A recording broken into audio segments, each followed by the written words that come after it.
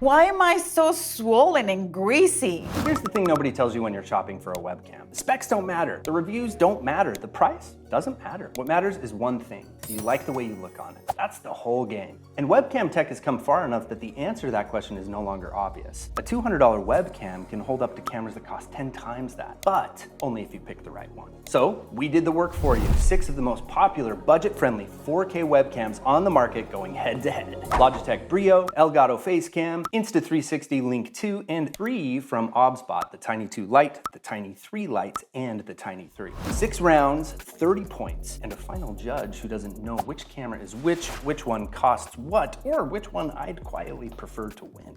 So let's meet the contenders. Real quick, before we get to round 1, the whole reason we ran this test is because we were picking the best webcams for creators building their first podcast studio on the platform Podcast Your Way. If you want the tool that builds your full show kit, gear list, cover art, ideal listener, all of it in about 10 minutes, it's free at podcastyourway.com. Link in the description. All right, back to the ring. 30 points, 6 rounds. Price, ease of use, AI and extra features, detail and clarity, and noise. Then the final round I care about the most, the blind wife test. Every camera starts at 0. By the end, there's nowhere to hide. The numbers decide.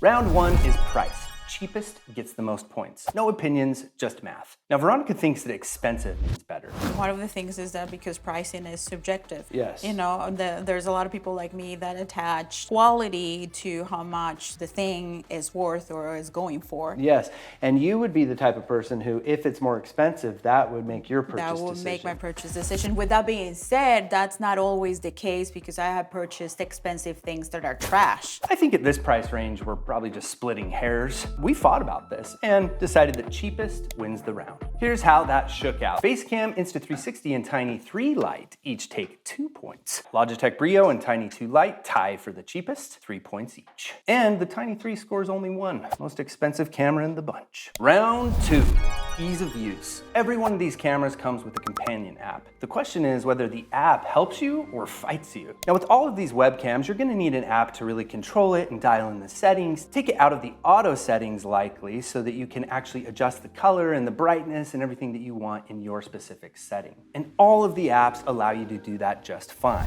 The Insta360 app, I think, is really intuitive. You can actually record with the app. But some of these cameras are PTZ cameras, and cameras with the real pan, tilt, and zoom controls pulled ahead here in this round. Because when you're setting up a shot, you want to frame it once and forget it. So you like the Logitech Brio app a lot, and you would probably give this a 3 if it did do the pan, tilt, zoom functionality. Yeah. Look at the preview screen that you get. Yeah. It's very chiquito, but if we were gonna give this a 2, then we would have to give the Insta360 a 3 because it has the actual movement option and it has a big preview screen. And then the Facecam, it doesn't have a pan, tilt, zoom. All of the OBSBOT cameras, they share the same app. When it comes to adjusting the hue and the saturation and the contrast and the temperature and the auto speed and auto features and stuff, there's actually more features on the Tiny 3 than there are on the Tiny 2. We rigorously tested all of the apps for intuitiveness, functionality, and ease of use. And here's how they added up. The Facecam's app is a mess. It gets 1. The Logitech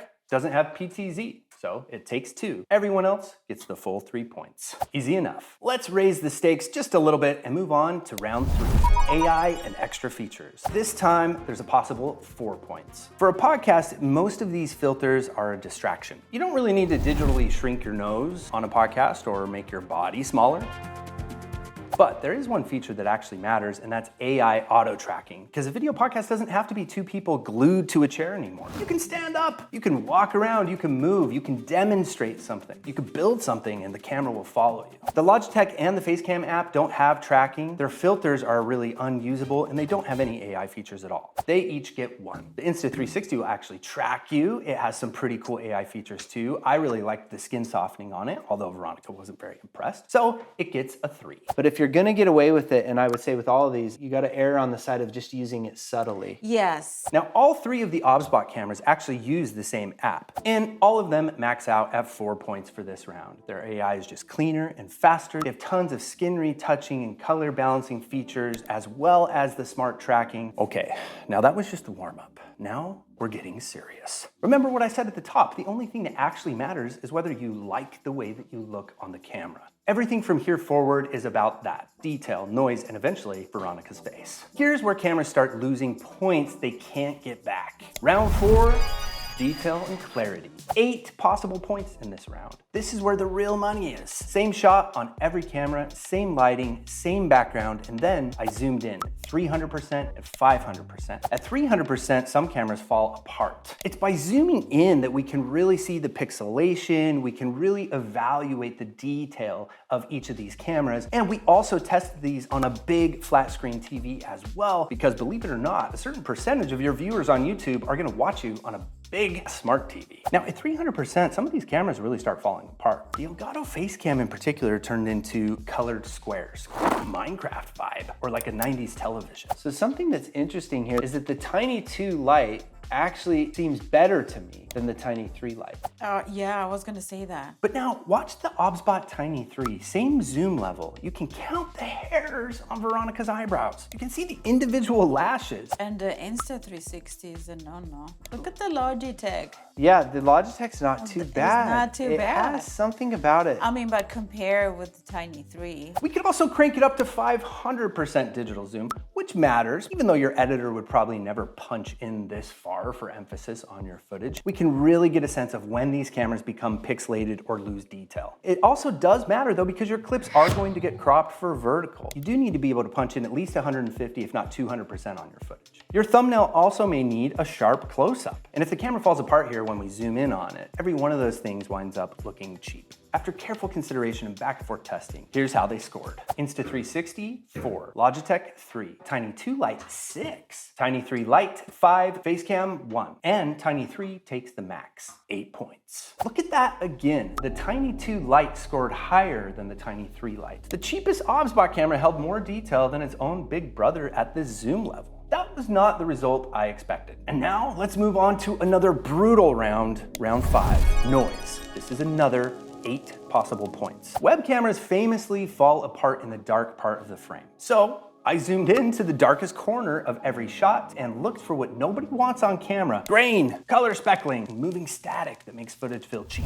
Some of the noise is faster than others, whereas some is really slow. The Elgato Facecam, again, is wild here. You can see every color of the rainbow moving around in the shadows. Take a look at all 6 of these, and you can see they all have a little bit of a noise when we're zoomed in on just this dark corner. You can avoid this by using a light background and really always err on the side of having plenty of light in your shot. Webcams love that. But now here's something interesting. Veronica's favorite camera that we call the grandma, the Logitech Brio, because she's had it for a few years, is second place in this round. Not because it's cleaner, but because it crushes the black so hard you can't see the noise anymore. It's some kind of fancy trick that they have built into the technology, but on a TV, it works. And then the Tiny 3, just clean, no tricks, actual low noise. I was expecting it to be good, but I was truly blown away by the quality of the Tiny 3. So here's the final points of this brutal round. Insta360 and Tiny 2 Lite, 4 each. Logitech pulls a surprising 5, Tiny 3 Lite, 3, Facecam, 1. And the Tiny 3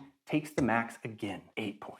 The one this whole video is really about, and in hindsight, I really should have given it more points, although this is truly the subjective judgment here. So up until now, everything was just a test. Spec sheets, zoom levels, scoreboards. Round 6 is not my test. Round 6 is Veronica, and I set up a special controlled experiment for her. She sat in front of the desk in front of all 6 cameras in this really amazing cluster that I'm very proud of. I got them as close as I possibly could so that all of the cameras would be receiving the same light, the same distance from the subject, the same moment in time, and the same backdrop. Then I wired them up into a powerful USB hub that I had plugged into my computer and routed that into OBS Studio, where I hid the names of the cameras and simply gave them a label so that Veronica could toggle through them and truly give these cameras a blind test. Her objective, pick your favorite. Which one do you think makes you look best? Which one makes you feel most confident? Camera number 1, it's good. It's good, but not my most favorite one. Let's just see the others. Oh wow, this is gonna be tough. I know. This one is definitely a no. Why do it look so blurry? Oh, no. This one is so rich. Yeah, this one is rich. 4.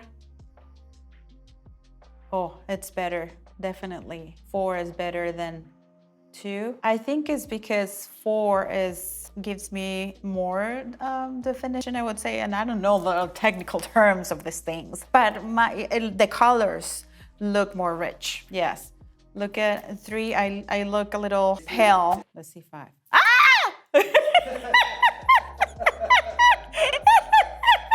We know. This one is definitely a no. From 20, I look 20 high. I'm 80. And why am I so swollen and greasy? Oh, wow. I think it's between 4 and 6. There's definitely less noise on 6. But with 6, you can tell that it's real. It's a real backdrop.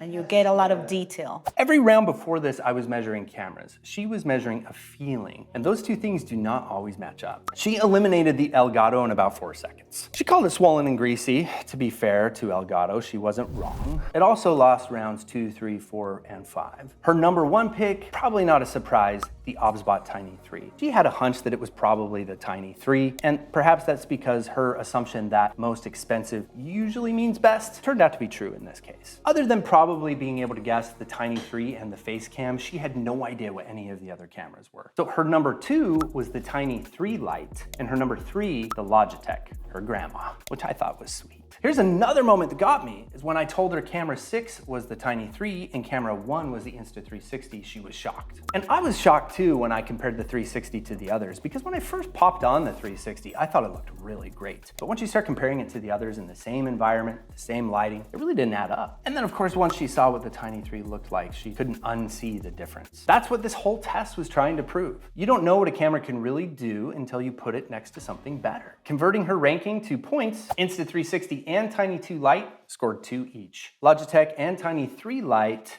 3 points. Facecam, dead last, 1. And the Tiny 3 takes the max, 4 points. So here are the final scores. Out of 30 possible points, the winner is Tiny 3, 28 points, first place. Tiny 2 Lite, 22 points, second place. Tiny 3 Lite, 20 points, third place. So OBSBOT sweeps the top 3, which, fine. That's what the numbers say. But the real story is hiding in second place. The Tiny 2 Lite, the cheapest OBSBOT in the test, beat its own more expensive sibling overall. Not just in one round, in total. That's the kind of result that makes me rerun a test 3 times to make sure I didn't mess up. I didn't. The cheaper camera actually outperformed the more expensive one, especially when it came to the noise. Veronica picked the Tiny 3 as an easy win. My scoreboard picked the Tiny 3 with 6 rounds of math behind it. Same answer from 2 different directions. That's your winner. But if you're starting out and you want the sleeper, the Tiny 2 Lite. Under budget, held up at 500% zoom. Finished second place overall. That is the camera I'd put in your hands. And if you want the links to all 6 cameras we tested, plus our best practice setups for each one, just comment the word webcam down below and we will send them to you. And if you want to actually build the podcast using a web camera like this, head over to podcastyourway.com and start by building your own free show kit and get a free show page that you can share with your friends, future co-hosts, potential guests, or even sponsors before you even record your first episode. Most of our users are building their show kits in less than 15 minutes. You'll know exactly what your show is, who it's for, and what you need to record it. Oh, and Veronica says hi. She also says, don't buy the Elgato Facecam. Those are her words, not mine. Now we gotta check out multicam video podcast and live streaming setups because that is all the rave these days. Can you switch cameras and do a multicam setup with web cameras? Check out this video right here where we experiment with just that. 3 different setups with 3 different budget levels. At the top, we're using the tail series of the OBSBOT cameras, which are their pro cameras. You don't wanna miss this one.